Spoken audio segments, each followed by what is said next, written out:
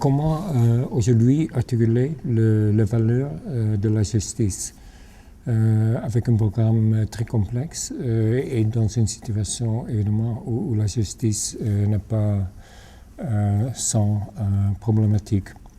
Ce que nous avons voulu faire, c'est d'articuler tous les trois éléments majeurs du projet. Le tour pour le magistrat, le parti plus sévère pour le pénal et le parti plus informel pour le civil. Donc, avoir une composition qui contient les trois éléments sans que ça devienne une seule image. Nous n'avons pas voulu une architecture ostentatoire, c'est-à-dire que le symbole ne se décrit pas dans une forme ostentatoire architecturale.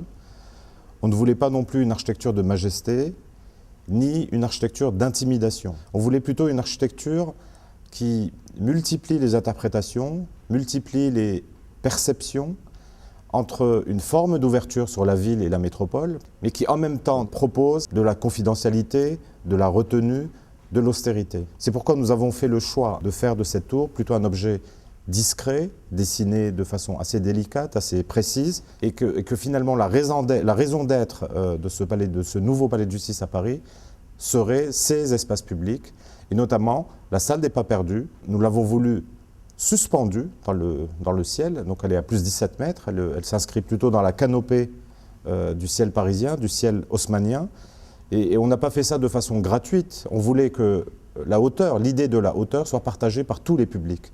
Le flux du public généré par le projet et par le programme est un élément fédérateur. Il permet de bien contrôler l'optimisation des flux. Il y a des cheminements contrastés entre le civil et le pénal.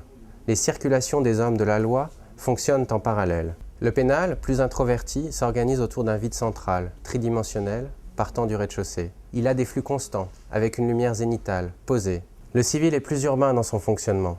Le public est en périphérie. Il est en prise avec le paysage proche, mais aussi lointain. Ce qui est bien, je trouve, c'est que dans la plupart des cas, les bâtiments sont parallèles au périphérique. Ici, on profite du profondeur du terrain pour avoir le parti informel sur le périphérique, évidemment, mais aussi sur le périphérie. Le parti pénal plutôt orienté sur le parc et le tour de magistrat comme emblème. Et je pense que cette volumétrie un peu fragmentée marche bien avec l'échelle de tous les éléments existants déjà et futurs déjà dans le contexte.